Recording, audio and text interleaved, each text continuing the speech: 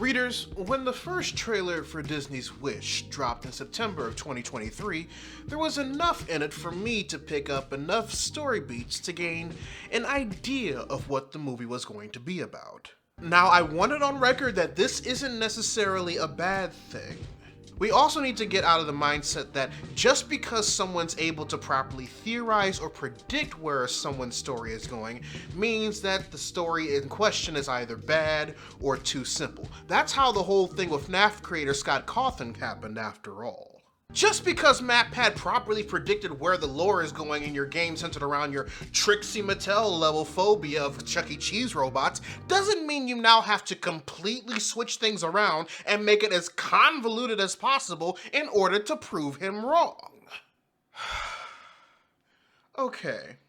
Now that I got that out of my system, anyway, I was so sure of the story beats for what was going to happen in Disney's Wish that on the day that the trailer was released, I tweeted this. I'm preparing myself for the narrative of Disney's Wish to be about how the main threat of a white patriarchal socioeconomic ethnic group that constantly relies on the working class it governs to stay ignorant to their exploitation is always and forever a black woman.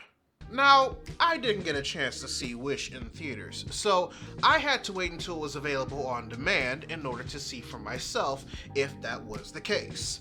I had to wait until around January of 2024 for that to happen and see for myself. And when I did, I quote retweeted that same tweet and said, "Called it." Because that's exactly what Disney's Wish gave with this message. It does a good job putting those points across in a way that works well with the setting. But despite the themes being integrated into the overall story in ways that didn't distract children's overall enjoyment of the narrative, but were easy enough to compare to real-life instances when someone who's experienced it in the past points them out, Wish wasn't necessarily the bona fide hit that Disney expected, especially considering it was the animated film that would be released for its 100-year anniversary. And it's in regards to what went wrong with Disney's Wish that I want to go over in this video, readers, because in my opinion, there was something that stood in the way of this movie being great. And considering the track record of a lot of the studio's past animated classics, I promise you it wasn't the message regarding social justice. Let's begin.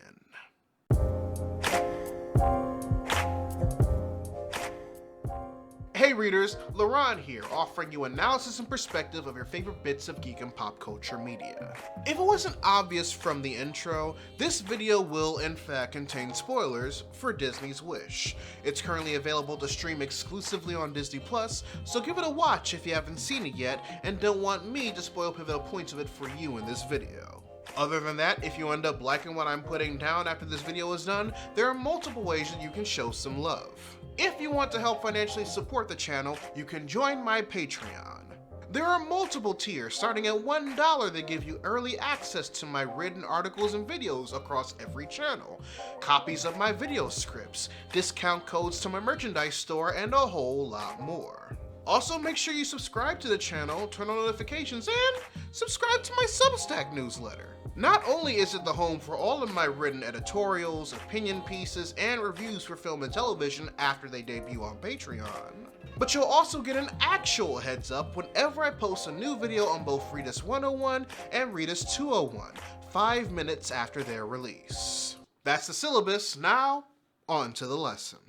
Here's what worked. Like I said earlier, the message hidden within Wish, regardless if they were subtle or blatant, weren't the problem regarding why this movie didn't resonate. And in order to get that point across, we have to analyze what all were present. Magnifico and the Kingdom of Rosas are clear indicators here. With multiple people of different cultures and backgrounds coming over to live the lives they only dreamed of, the Kingdom of Rosas represents the initial promise of America and the American dream, made to those who decided to immigrate to the country across the world. This is a very easy parallel to spot with the very explanation of Rosas made at the beginning of the movie, as well as the opening number for the movie as a whole. Unfortunately, because of this parallel, it's also impossible to look at the citizens of Rosas as anything but the working class that America helped establish via immigration and the like, thanks to Magnifico and how he rules the kingdom. The price to become a citizen of Rosas is the memory of your one true wish, your greatest desire, collecting the wishes of the new citizens in a ceremony every month where he grants the wish of one random citizen as well. However, as we learn thanks to our Afro-Hispanic protagonist Asha asking the right questions during her interview to be his apprentice, Magnifico only grants wishes he's confident won't threaten his position or be used in a way to inspire said threat, and has no intentions of returning the wishes he won't grant to their respective owners. They deserve more than— I decide what everyone deserves. So, first off, while Magnifico's choice to hoard these wishes in this manner may seem trivial up until the middle of the movie where they play a bigger role, this form of systemic control is actually very reflective of how those who rely on real-world economic and political systems keep us regular folk participating in it. While it's true that Magnifico doesn't find a way to actually weaponize the wishes he's hoarding until almost an hour into the film, him being both the ruler of Rosas and the only one with the power to grant wishes thanks to him being a sorcerer keeps the people he governs in his pocket. Similar to how the concept of the American dream is still marketed to the working class as this obtainable goal in order for the defense of capitalism and the handful of millionaires and billionaires that benefit from it to be justified, the citizens of Rosas rely on Magnifico to both rule over them and keep their wishes under the hope that one day he'll grant theirs. Just like those who defend capitalism tend to do so because they think they can one day reach that level of comfort and wealth, so too do some citizens of Rosas defend Magnifico's wish-granting system because they think that one day their wish will come true. And, as you can imagine, when halfway through the movie Magnifico starts using dark magic to actually weaponize the wishes, this is also a reflection of a toxic, yet just as present situation regarding the same economic and political systems. With Magnifico crossing the point of no return by reading from the book to gain access to the dark magic within, i.e. late-stage capitalism, he now can grow stronger in his magic from absorbing the wishes, the same way that the rich grow richer from the physical and mental labor of the working class while they get next to nothing. The same class, mind you, that is constantly told that hard work and due diligence a la the American dream will one day put them where they are. And while this is the most direct comparison those of us who were expecting this allegory to make were anticipating when watching Wish, the decision to add how those in power manipulate those who seek security in the system to act as nothing but pawns once they realize that they can be used as an asset as opposed to an actual threat was just icing on the cake. Long live the king! There are so many connections that were thought of regarding the allegories Disney's Wish made with just Magnifico alone. Him being a white cis man with an outwardly charming personality was the perfect alignment of real-life associations to the allegory that the film made. You're right. I am a handsome king.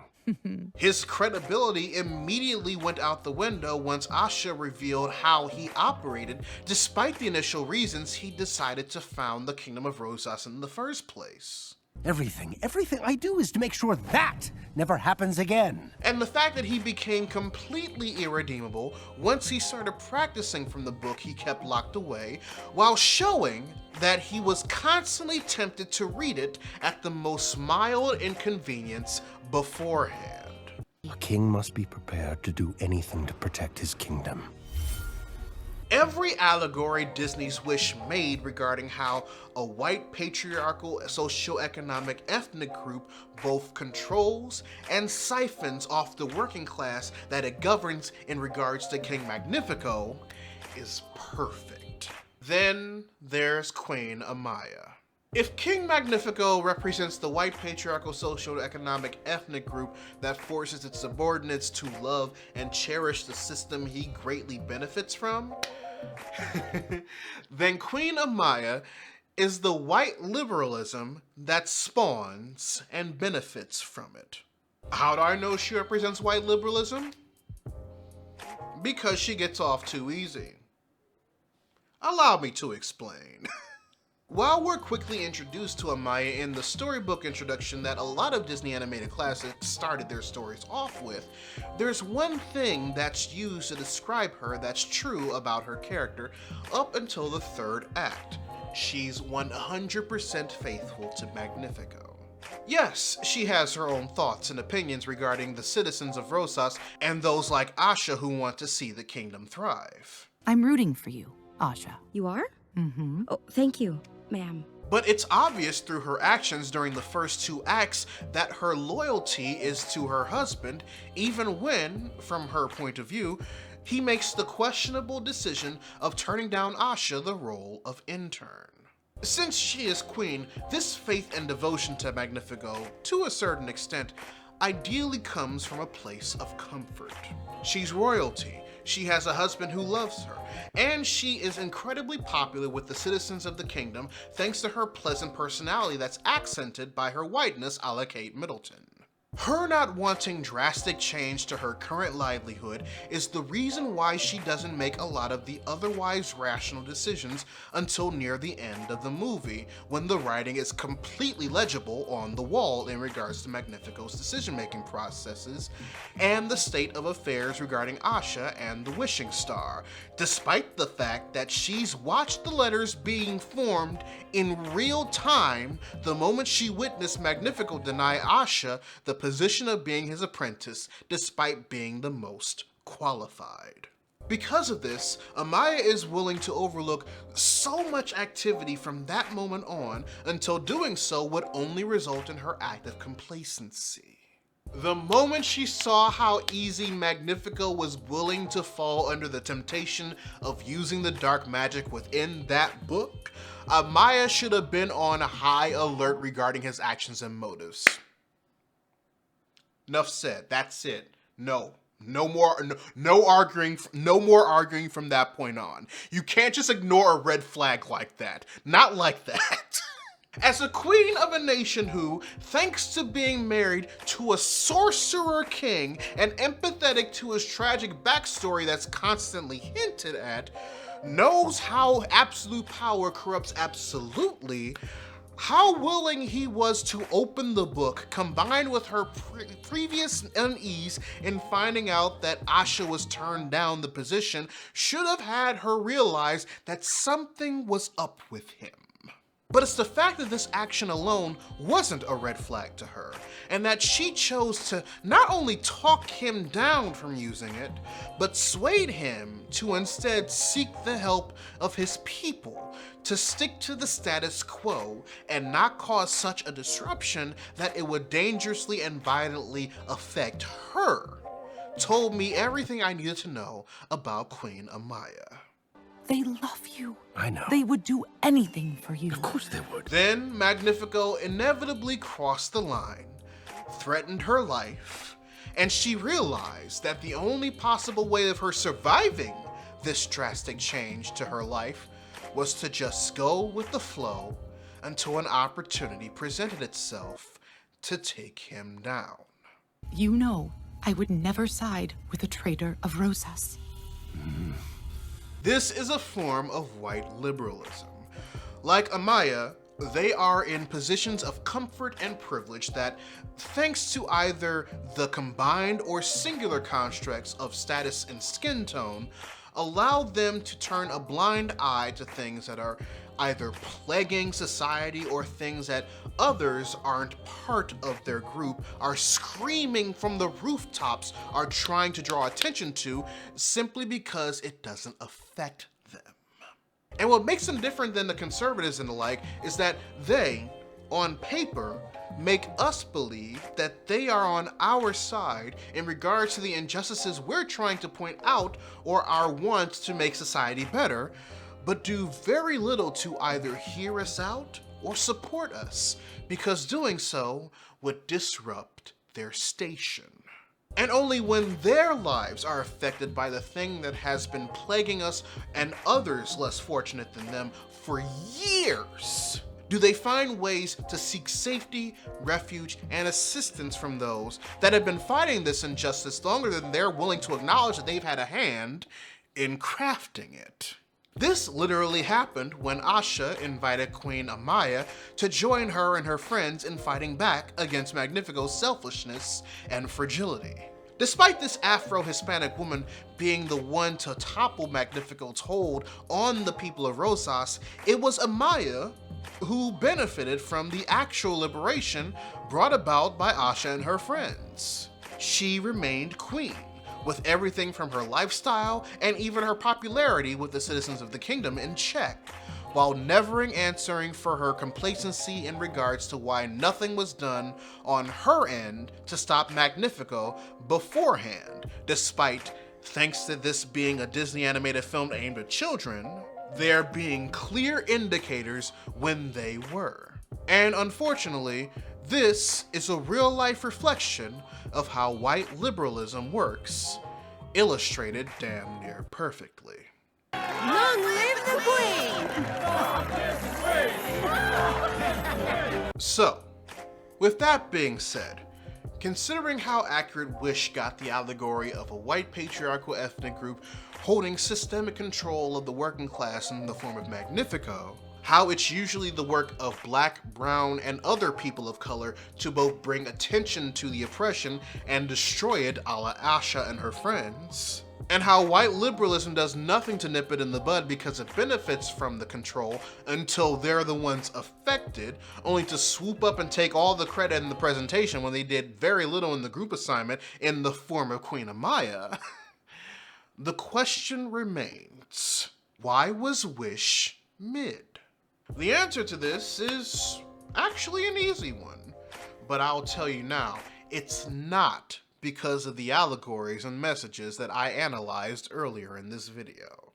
People didn't think Wish was meh because it was too woke, or whatever politically correct word that they appropriated from black folk to disguise themselves from being racist and bigoted nowadays.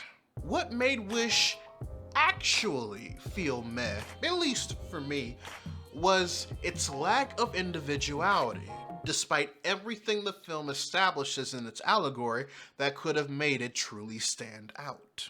This movie had a lot of pressure out the gate, in all honesty. Not only was Wish following up a lot of really popular modern animated musicals Disney released, like Frozen, Moana, and Encanto, but it was also the animated feature that was going to be released the year of Disney's 100-year anniversary. And considering how many references to multiple Disney classics there are in the movie, from blink and you miss it references to Snow White, to obvious blatant ones like Peter Pan, it was obvious that this was a studio mandate for that purpose alone.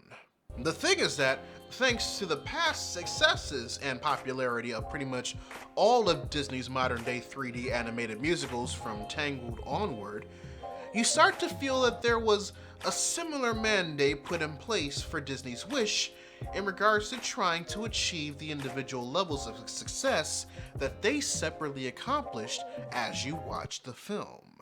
While the musical 101 tropes that Howard Ashman introduced to Disney when he was brought on for The Little Mermaid, Beauty and the Beast, and Aladdin were definitely present, there were other things, both visually and musically, that made me believe that they took aspects from different animated musicals of Disney from 2010 onward that worked for those separate movies and placed them there. For example, Wish's first number, Welcome to Rosas, has both a sound and an intention that's very familiar to Encanto's The Family Madrigal. And while I understand that familiarity will be felt due to the point of both of these numbers being to help explain the setting of their respective worlds to the audience, Watching and hearing the performance of the former was done in a way that literally reminded me of when it was done in the latter. Because of this, Disney's Wish in most places feels like a collection of elements that were taken from the successful 3D musicals that the company produced before it and adjusted it to fit its tone and story. And while I'm not claiming that the writers Jennifer Lee and Alison Moore or their fellow story collaborators for the film, Fawn Versenthorn or Chris Buck, did so, if anything, it felt more like the pressure and interference from the studio execs and investors. It almost feels like certain elements from Tangled, Frozen, Moana, and Encanto that were successful in the movies 2 out of 4 of these creators had a hand in crafting were cherry-picked from an algorithm, placed in order according to Wish's timeline, and then adjusted slightly to fit the plot for it. As my best friend would say, it felt very corporate. It's because these bits felt purposefully cherry-picked to optimize this film's success. Things about the film at best felt disingenuous and, at worst, boring. Even with the type of social commentary the film had in its structure. Moments like Magnifico's villain song, for example.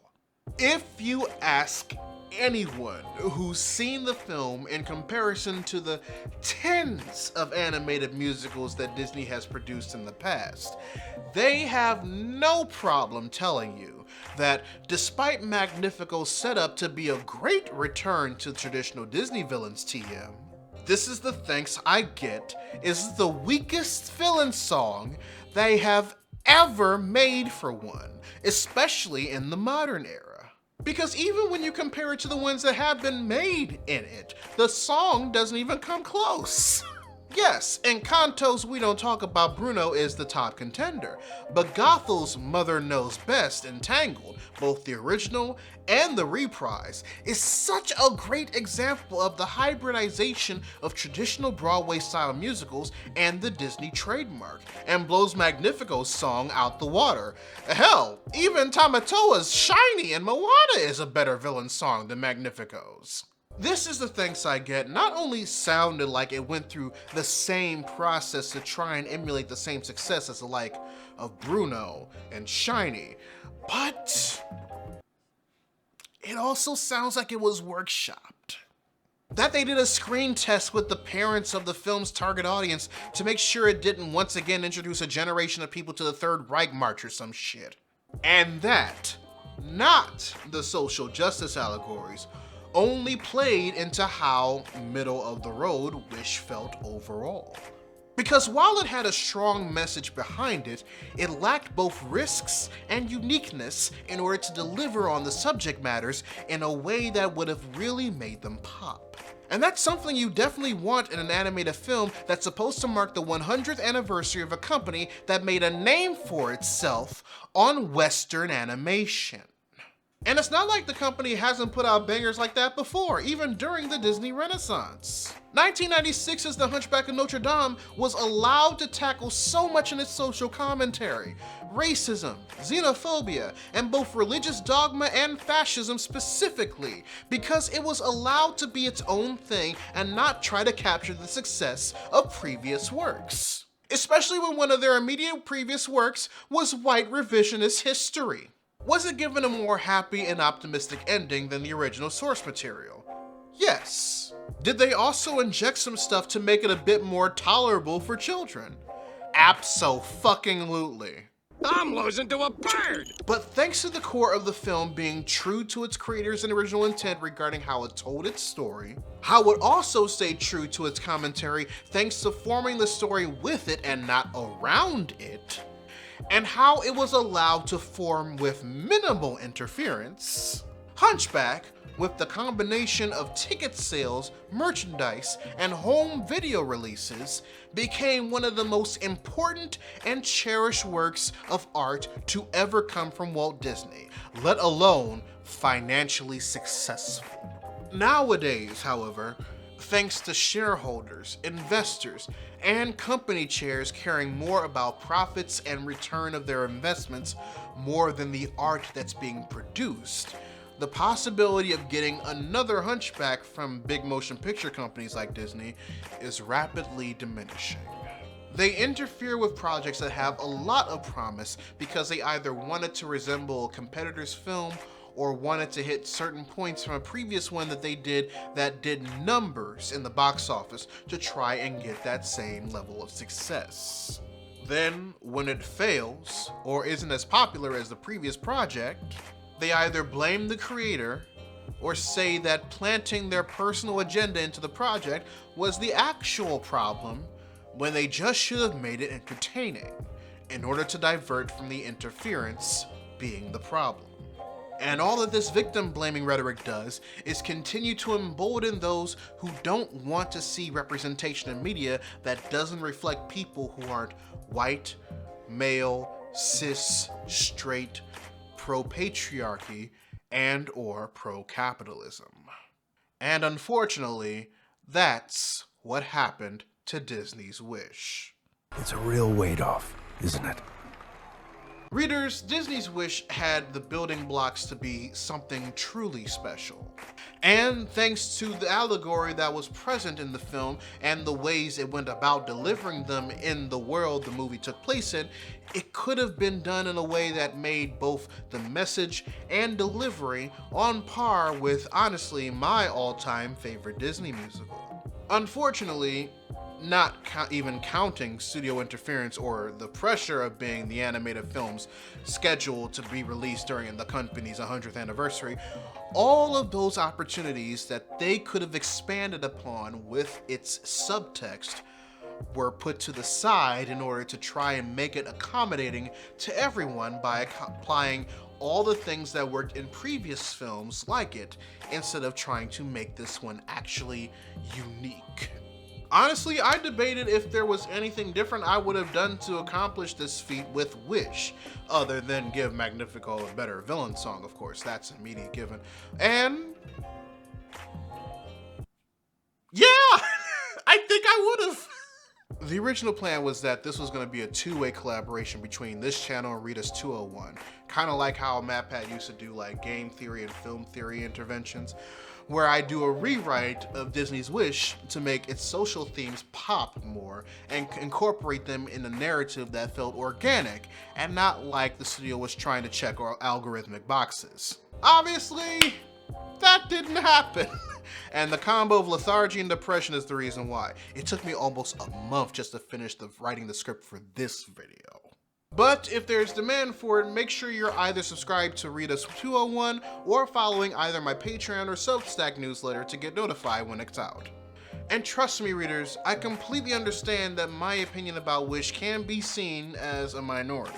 It's obvious that while it had a mediocre run in theaters, it, like Encanto and Strange World before it, found life the moment it became available in home video, VOD, and streaming on Disney+.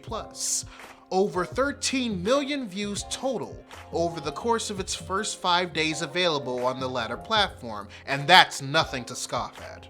All I'm saying is that after knowing the company's potential when it allows their storytellers to actually tell stories and what the possibilities could have been for the narrative if said permission was actually granted, it personally makes me wish that Disney's Wish was better.